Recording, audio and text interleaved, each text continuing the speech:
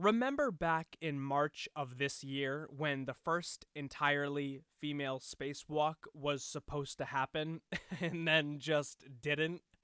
Yeah, that was a bit upsetting for the more progressive minds down here on Earth, considering only 14 women have been a part of spacewalks versus the 213 men who have been.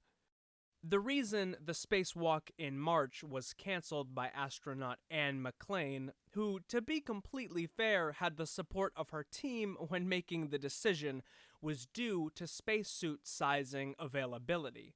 Brandy Dean, who is involved in NASA's Public Affairs Office, additionally explains that one's preference for spacesuit size can change once they enter into microgravity, since it's difficult to perform a simulation on the surface that can account for every factor and condition.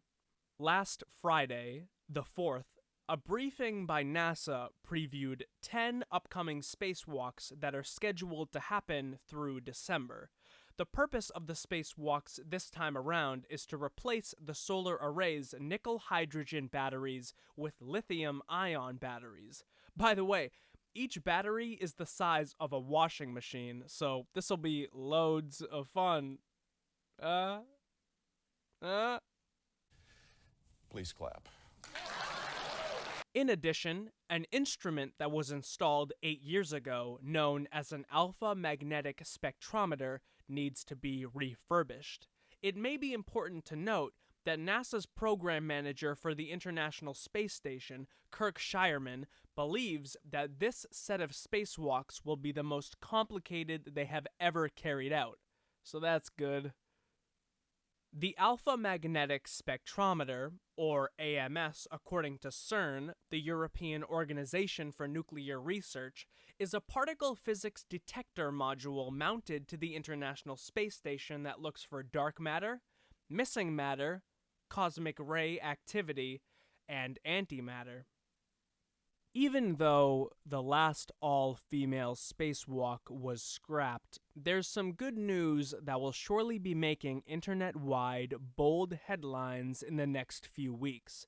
The recent NASA briefing rescheduled the first full female spacewalk for Monday, October 21st. It will be the 4th out of the 10 excursions taking place. That's like really soon. Astronauts Christina Cooke and Jessica Mears may be taking one giant leap for the sisterhood together, but Christina Cooke has more than one stride to give.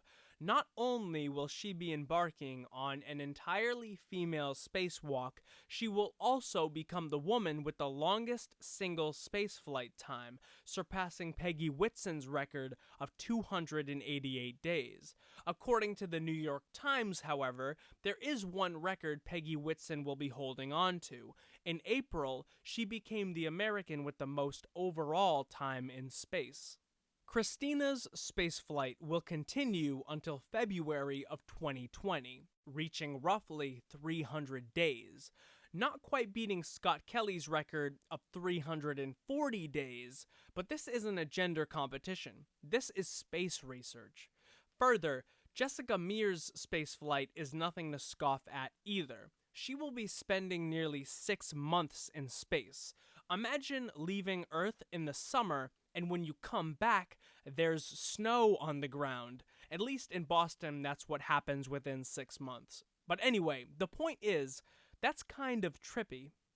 As well, NASA's Deputy Chief Astronaut Megan McArthur states that women these days are so integrated at the agency that the staff tend to not even dwell on gender at all.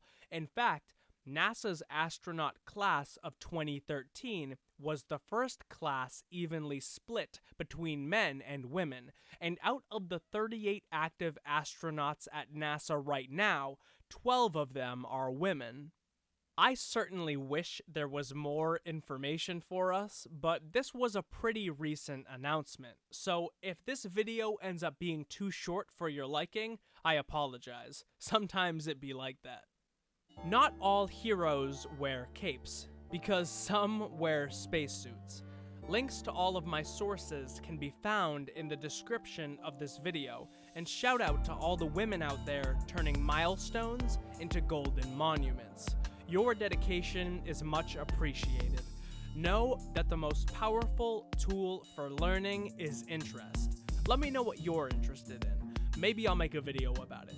Have a great Friday, and thank you so much for watching.